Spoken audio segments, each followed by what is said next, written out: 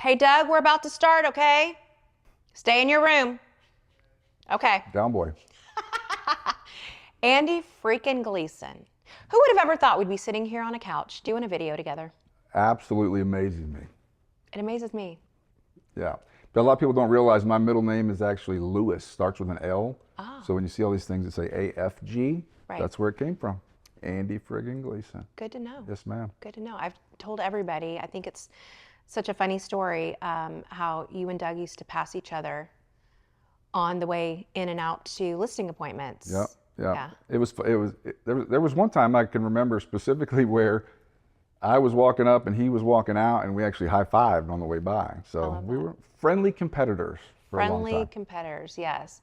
Well, I'm glad you're here. I was just telling David in my last video how I don't remember a time in my career that I've ever been surrounded by such talent. And I absolutely include you in that mix because the experience and expertise and just the amount of time that you've been in this industry is so impressive. Like, you have so much to offer, not just your clients, but everybody in this industry, especially, you know, as we go through these flows where we have an influx of new agents to the industry who are really trying to find their way. But before we go too far, you know, I got to tell the story. Uh-oh. Yeah. Yeah. Yeah. Here we go. The story.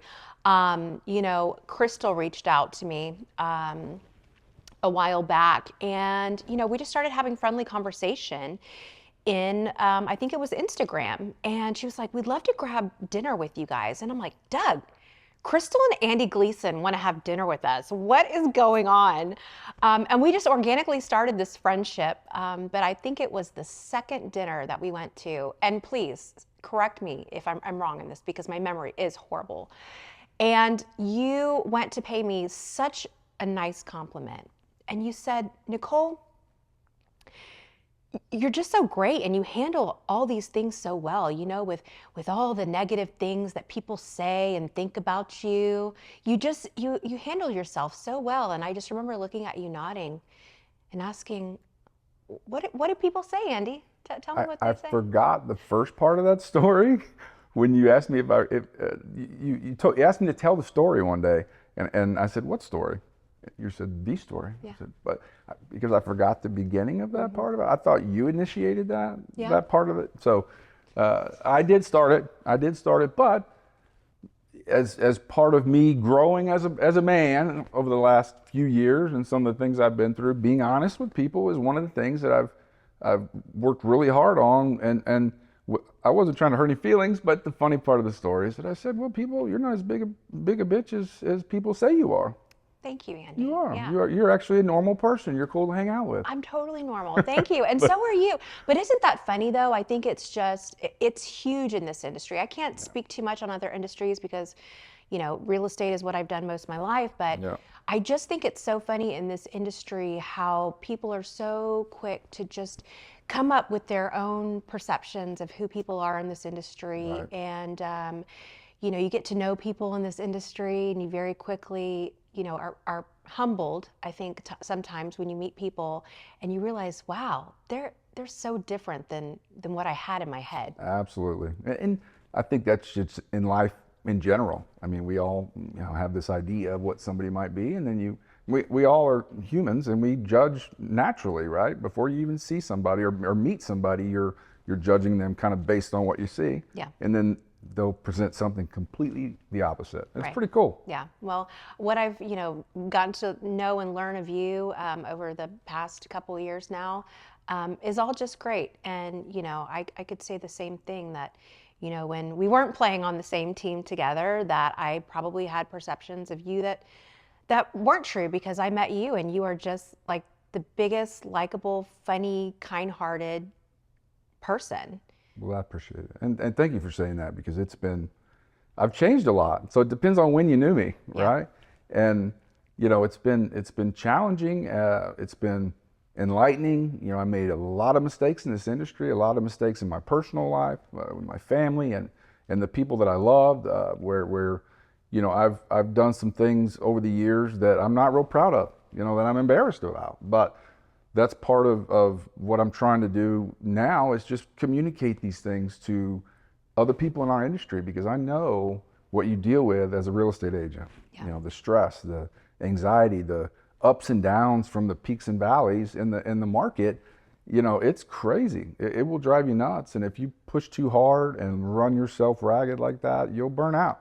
Well, can I just tell you that I really appreciate you doing that, you know, and change is good and evolving is good and learning from, you know, past mistakes and doing better. I mean, that's such an inspiration. And so I just want to commend you for, you know, taking those steps and also just sharing and being vulnerable. Yeah. It's something that I enjoy doing myself. I think there's so many people out there who need to who need to see an example of real life people who aren't perfect, but are trying to do better, who are trying to influence others to do better, especially in this industry that can quite frankly just be cutthroat, mean, dark, and just an all-around struggle for people. Sure, sure. I mean, we all have stuff, right? Everybody's got their issues or their past or their, you know, the history.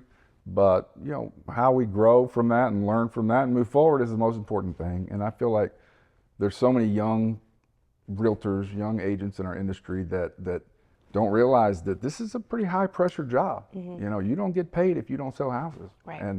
And it can be really, you know, stressful on your family life. You see people that will become, you know, out drinking. They're alcoholics, they're drug addicts because they've just gotten so stressed out and they didn't know how to deal with it. And part of my struggle has been, I came up in that generation where men just don't talk.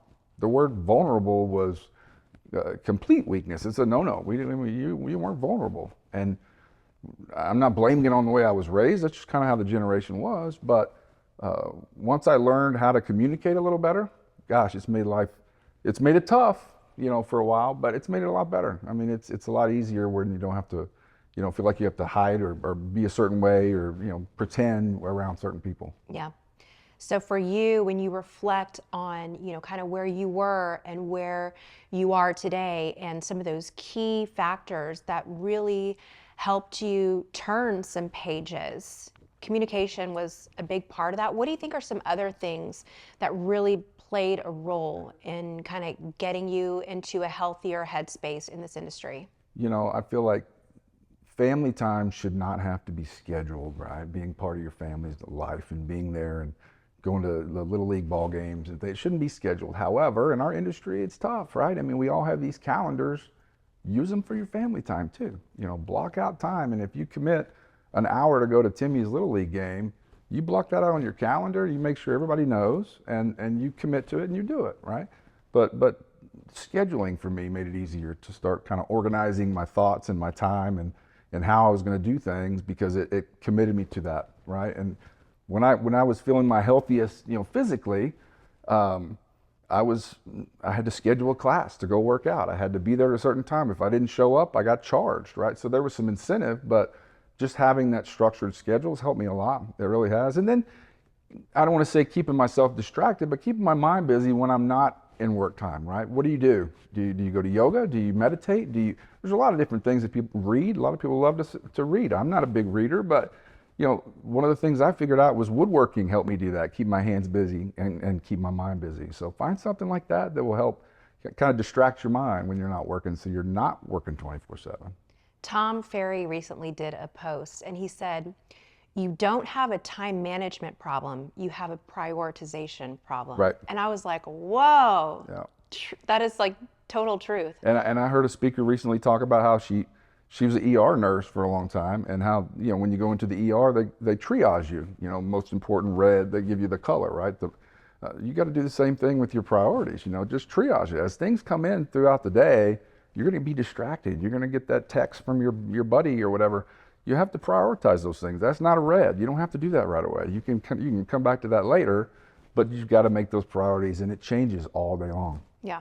Okay, we got to circle back to this woodwork that you brought up, because I did get a little glimpse into your woodwork talent, and you're telling me now it's already improved and you've organized and you've got a whole workshop going on? I think my 19-year-old will tell you that it's improved a lot. Yeah. No, he's got 4 roommates. He's in College Station. They're in one of the big housing things there, and the roommates wanted to go buy a coffee table. You know, everybody chip in $20, $30, whatever. Let's go buy a coffee table. And my son Brady, we call him Bird. So Bird calls me and tells me that, and I was like, nope. I said, I've got all the wood for it. Tell me what you want, and I'll build it. So that was my most recent job. It was fun. It was fun. Problem is that, you know, it's bad on your hands when you're over 50. You know, you start getting nicks and cuts, and that's why I have Band-Aids on all the time. Well, I wish I could respond with some sort of hand talent that I have, but Yeah, I'm trying. It keeps me busy. It really does. And I mean, I want to be good at it, right? Nobody wants to be if you can't, you know, put out something that you're proud of, then, you know, you're going to get bored with it and you're going to stop doing it, right? So Yeah. we all have things that we do, and, you know, I love artwork too. I love to paint. I'm just horrible at that, so I've never stuck with it. who would have known? Yeah, Oh, no, wait, I did know, because you made me that's right. a beautiful painting for my Right on. birthday. I You forgot did. about that. It's a turkey. It's a turkey. It's a That's turkey. right. Yeah. I think And I used my hand as a I think you did. background. And I just assumed that it was a turkey because I was born on Thanksgiving Day, but please correct me if I'm wrong. I'm pretty sure. Yeah, I'm pretty sure. I did play football for a long time, so, you know, my memory is not always great, but I think it was a turkey. Okay, hold on. I still have it. We're All getting right, there. here we go. Here we go. This is it. This is an original AFG. So Yeah. you asked why this was in the closet. It's in actually Emmy's closet. So the front bedroom is Emmy's room, and she has all of her toys in this walk-in closet. And after you gave me this, she visited shortly after, and she has not been able to part with it. It must stay in her toy closet. Awesome. So not I mean, only I think you should put some safety glass around it, though, but yeah, it's awesome. I just want to let you know you were not only able to touch my heart, but you have touched Emmy's heart as well. It's like the gift that keeps on giving. I love it. Yeah, and look, now we're going to touch all these hearts today. It's Have almost you been a year. touched? You've been touched. Happy Thanksgiving. Oh, wait, it's a little bit early. Although I really am getting into you know, Crystal's a big Christmas person, so everything's Christmas, Whoa, whoa, Christmas, whoa. Christmas. That is a understatement. And The Disney. understatement of the year. Crystal isn't just a Christmas person. She is probably the biggest Christmas freak I've ever met in my life, in a good lot. way. It's a lot, yeah. But she recently said that Halloween is mine. Oh, well, So I started doing, but I mean, it seems like it might be, right? No, a lot of women don't like to put ghouls and goblins and things out, but she actually admitted it. She goes, hey, I'm a Christmas person.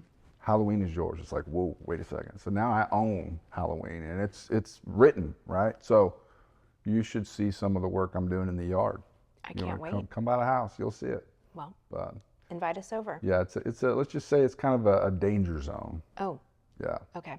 Okay. Can I bring Emmy? Is it too scary for kids? No, maybe during the day. Okay. Yeah, no, she's not really. That's nighttime, impressive. Like right, if you can create stuff and, you know, if you can build things with wood, you can make some really cool like statues and things. So, I'll just let you do that. but yeah, it's been fun and it's exciting, but just to kind of think about, you know, forget about everything behind me and think about what's in front of us and how you know, honored I am to be a part of you guys and be a part of the business with you guys. And I mean, I've got a lot left to do here in the business, especially now that I'm able to kind of clearly communicate what I want to tell people and not, you know, hide behind things or, you know, let the business be bigger than me. I mean, it's not. I mean, at the end of the day, I'm still Andy, and I'm still going to be here. And you know, it's something that I found out a way to kind of deal with the stress, and I want to encourage people to do that because it's hard to come out and be honest about things when it comes to your mental wellness and your emotions as a man or anybody, you know. But just to be able to say, you know what, let's figure out a way to get past that and figure out a way to move forward and forget about, you know, what you did, because you can't get past, you know, you can't do anything about it now, and just be better moving forward. And I think the industry needs it.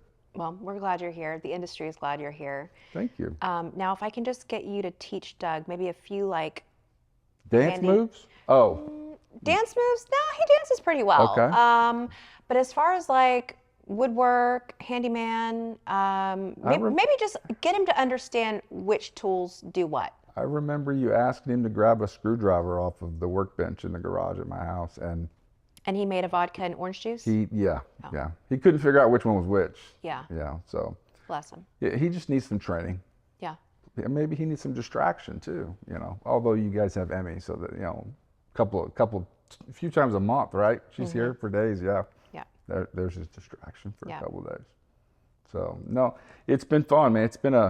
It's been a crazy ride the first year, with you guys, and it's all good. I'm excited about kind of how things are growing and how maybe I can contribute more to the brokerage and help you guys, grow this, because it's been an honor being here and being part of it. Well, we're honored that you're here. Thank you. Doug, you can come out of your room now.